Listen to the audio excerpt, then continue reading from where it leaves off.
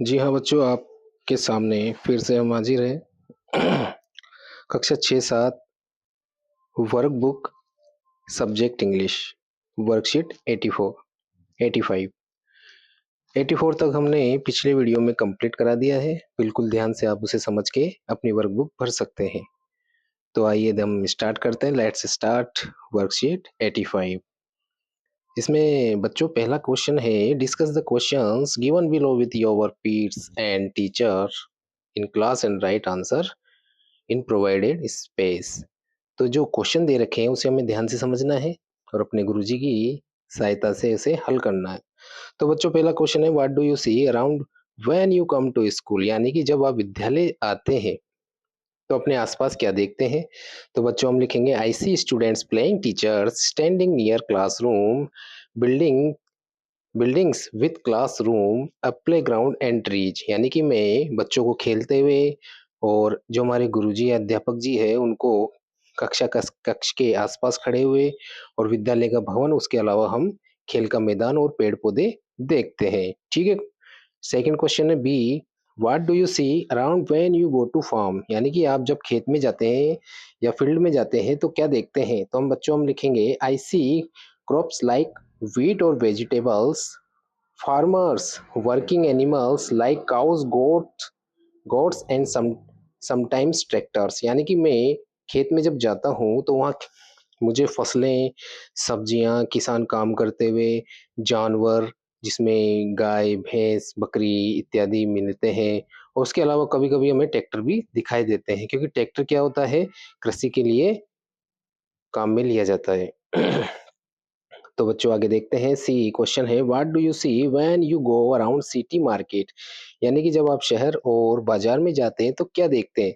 तो बच्चों हम लिखेंगे, I see lots of shops, people walking और buying things, vehicles like cars and bike and street food vendors, यानी कि मैं देखता हूँ कि बहुत सारी दुकानें हैं, लोग आसपास में घूम रहे हैं, लोग चीजें खरीद रहे हैं, सामान खरीद रहे हैं, उसके अलावा हमें साधन भी मिलते हैं, मोटरसाइकिल, बस, कार, इसके अलावा बहुत सारे जो गलियों के अंदर जो फेरी वाले होते हैं, छोटी-छोटी दुकानें होती है, वो हमें देखने को मिलती है।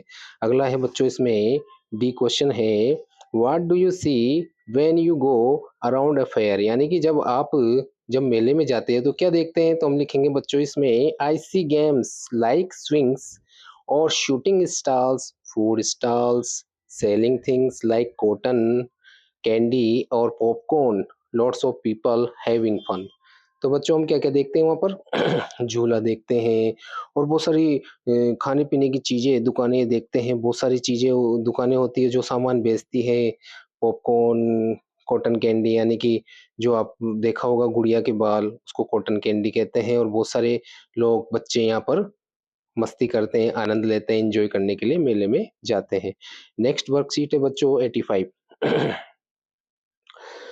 इसमें है, discuss the questions given below with your peers and teachers.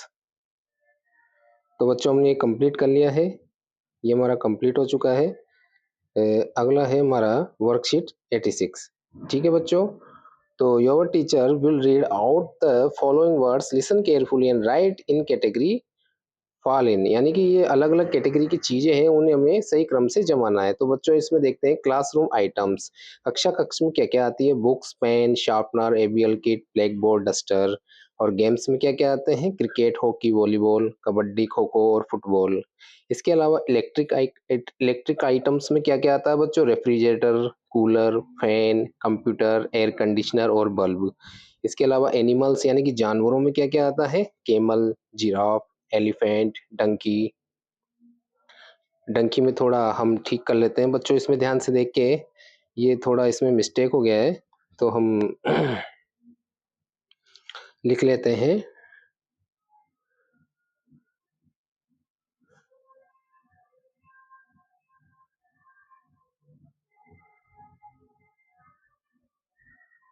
DONKEY। ठीक है, इसमें DONKEY होगा तो इसको आप ठीक कर लेना। इसके अलावा है बफेलो। ठीक है, अगला है वर्कशीट 87। इसमें see the picture and write the names of profession.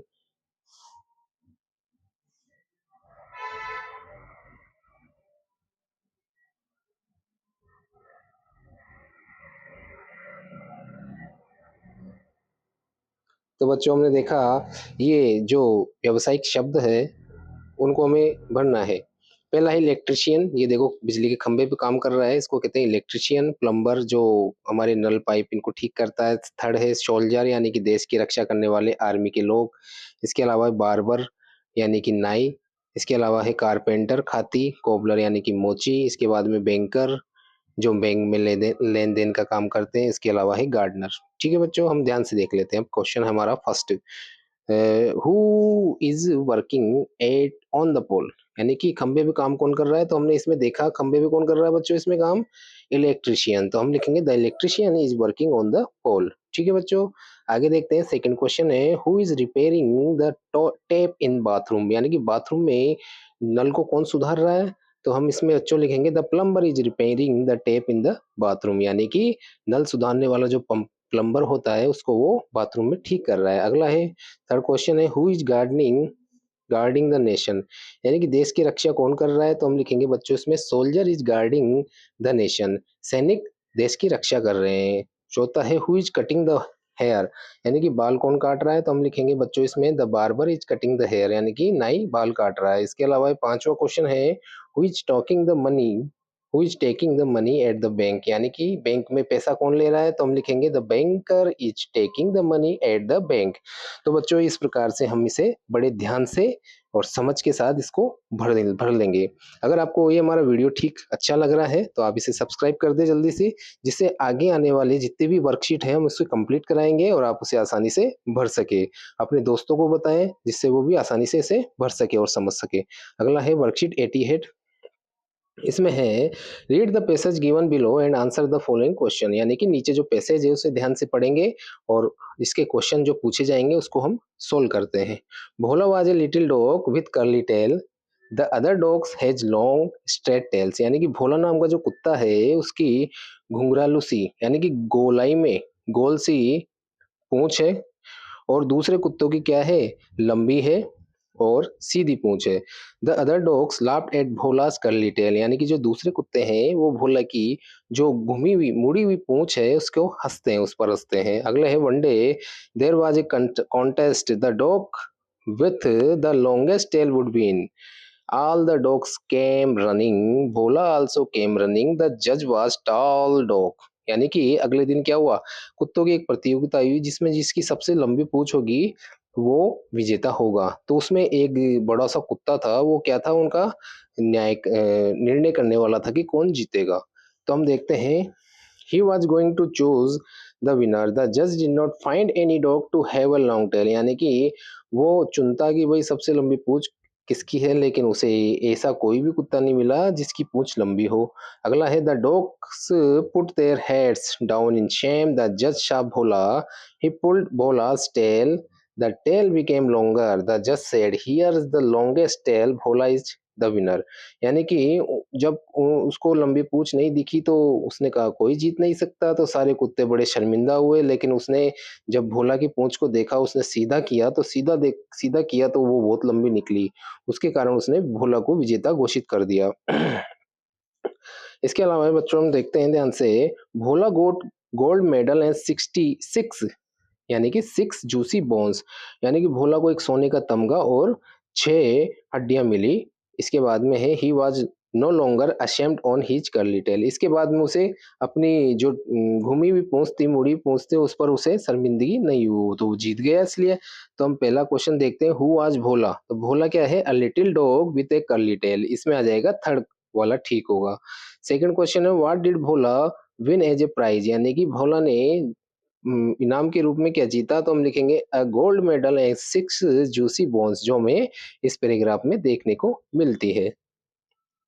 Third question है complete the following sentences using words on your own in my friends laughed, if my friends laughed at me I would.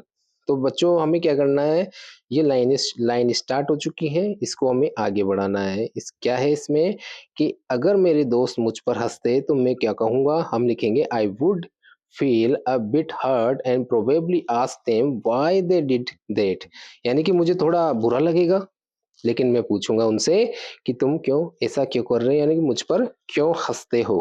चौथा क्वेश्चन है, is it good to make fun of others, what will you do if you see someone making fun of anyone, यानी कि क्या दूसरे का मजाक बनाना अच्छी बात है, गलत बात है, किसी का हमें मजाक नहीं बनाना चाहिए। तो बच्चों अगर आप किसी को मजाक बनाते देखते हैं तो हम क्या बोलेंगे, हम लिखेंगे it can hurt their feelings, I would probably step in and tell them to chill out, यानी कि हम हम उनसे कहेंगे कि किसी की जो भावनाएं हैं उसके साथ नहीं खेलना चाहिए और किसी का मजाक नहीं बनाना चाहिए। इस प्रकार से हम आगे आएंगे और सभी को समझाएंगे कि हमें किसी प्रकार का किसी के साथ कोई मजाक नहीं करना चाहिए और हमें प्रेम से रहना चाहिए।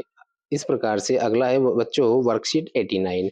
तो इसमें है make questions with the help of the words given in the brackets below, what, who, how many. तो बच्चों हम देखते हैं व्हाट मानी क्या, हु मानी कौन और हाउ मेनी कितने। ठीक है, तो इस प्रकार से पहला एग्जाम्पल है व्हाट इज योर नेम, तो हम बोलेंगे माई नेम इज गोरी। ये बच्चों एग्जाम्पल है, इसके अकॉर्डिंग हमें क्वेश्चन के आंसर देने हैं। तो बच्चों हमें क्वेश्चन बनाना है, तो आंसर है देयर आर 4 ट्रीज, वहां 4 वृक्ष है। तो हम लिखेंगे संख्या पूछी है तो how many trees are there. इसके अलावा सेकंड क्वेश्चन है दिस इज ए कैमल, यह एक ऊंट है। तो हम लिखेंगे व्हाट इज दिस, इसका प्रश्न आएगा यह क्या है, आंसर आ रहा है ये ऊंट है। तीसरा क्वेश्चन है who are in the park, तो बच्चों हमारा आंसर था इसमें the children are in the park, तो हमने क्वेश्चन बनाया who are in the park. किसी व्यक्ति वस्तु किसी व्यक्ति के बारे में पूछा जाएगा तो हम हु का यूज करते हैं।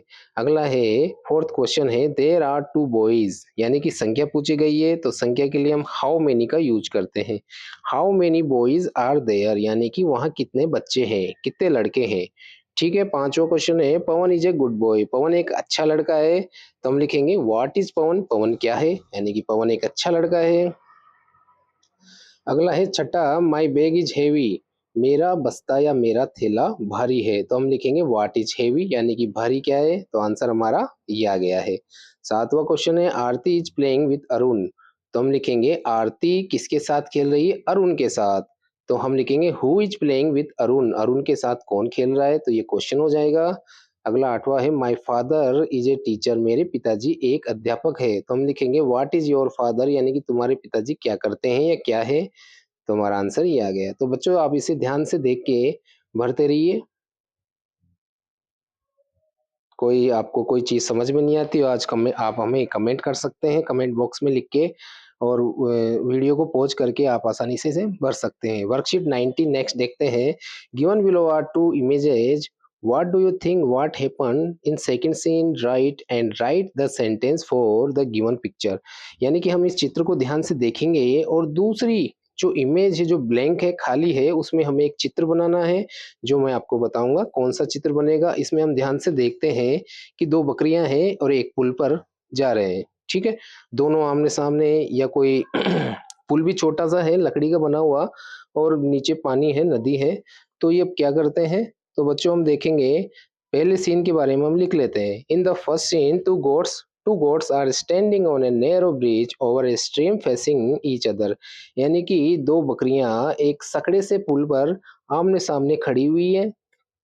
ठीक है, तो बच्चों अब जो दूसरा ब्लैंक है खालिस्तान है उसको हम देखेंगे, तीसरे को देखकर पता चल जाएगा कि हमें दूसरे में क्या आएगा, यानी कि बकरियां गिर चुकी है पानी के अंदर। तो पानी में कब गिरेगी, जो आपस में एक दूसरे से भिड़ेगी, लड़ेगी, आगे जाने की कोशिश करेगी, तो इसकी चक्कर में ये गिर जाती है। तो बच्चों हम देखते हैं आपके सामने,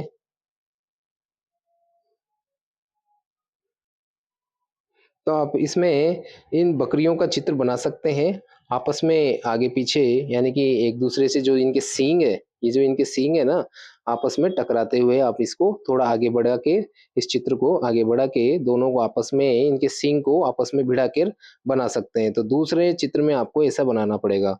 तो बच्चों इसमें देखते हैं in the second scene the goats wanted to go their sides so they pushed each other off the bridge, यानी कि दोनों बकरियों ने आगे बढ़ने की कोशिश की, अपनी अपनी तरफ जाने की कोशिश की और उसके चक्कर में उन्होंने एक दूसरे से झगड़ा कर लिया, लड़ाई कर ली और वो नीचे पानी में गिर गई। इस प्रकार से क्या होता है, आपस में सहयोग की भावना नहीं होती तो हमें नुकसान भुगतना पड़ता है। तो थर्ड सीन में क्या लिखा, as a result the goats fell into the water after pushing each other off the bridge, यानी कि एक दूसरे को धक्का देकर वो पानी में नीचे पुलिया से गिर गई। तो बच्चों हमें हमेशा इस कहानी से सीख मिलती है कि हमें एक दूसरे का सहयोग करना चाहिए, किसी से लड़ाई झगड़ा नहीं करना चाहिए, नहीं तो दोनों का ही नुकसान होता है। तो बच्चों इसे आप ध्यान से देख के भर सकते हैं। अब आ गया हमारा फॉर्मेटिव असेसमेंट 13, यानी कि योगात्मक आकलन 13।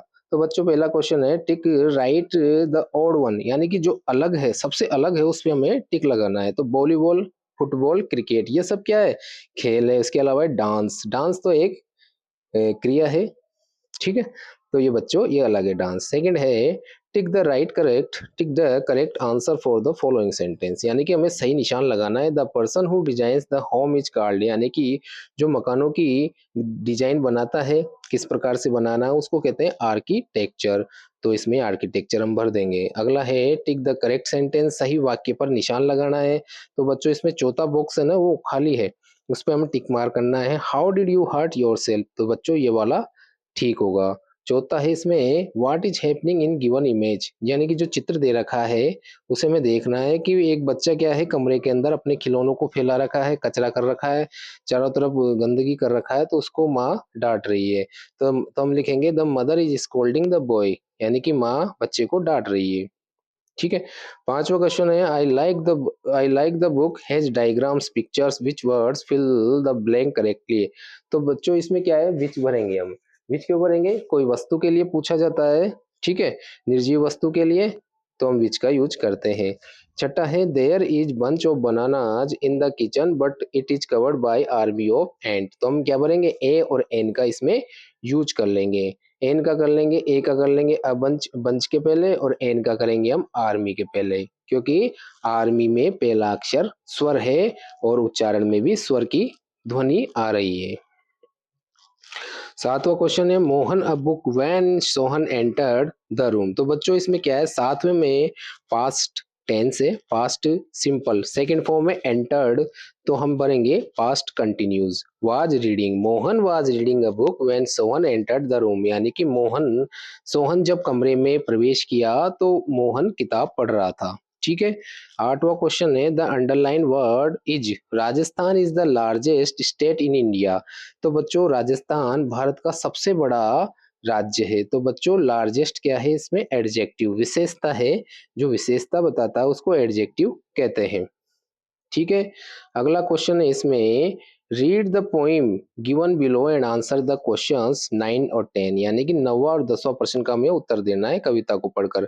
आई saw a snake and ran away, some snakes are dangerous they say, but mother says that kind is good and eats up insects for his food, it is just a harmless garden snake।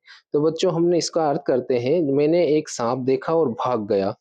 कुछ सांप खतरनाक होते हैं लोग कहते हैं, लेकिन मेरी माँ ने मुझे बताया कि इस प्रकार के जो सांप होते हैं वो केवल कीड़े मकोड़े खाते हैं, ये तो नुकसान नहीं पहुंचाने वाले सांप होते हैं। तो बच्चों हमें ये पढ़ लिया है ध्यान से। नौवा देख लेते हैं हम। Which line says that the child is afraid of snakes, यानी कि कौन सी पंक्ति हमें बताती है कि बच्चा सांप से डर गया।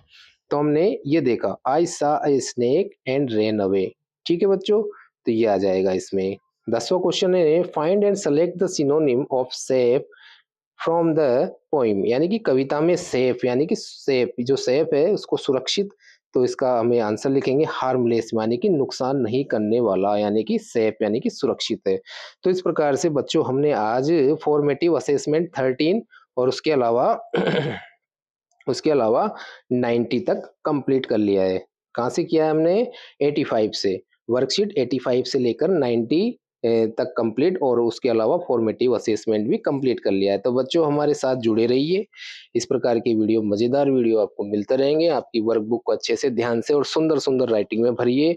हमारा वीडियो अगर आपको अच्छा लगता है तो सब्सक्राइब कीजिए और लाइक कीजिए, बेल आइकन बटन को भी प्रेस कर दिए जिससे आपको आने वाले जितने भी नोटिफिकेशन है आसानी से मिल जाए। ठीक है बच्चों, वीडियो देखने के लिए आपका बहुत बहुत धन्यवाद। Thank you very much. जय हिंद, जय भारत।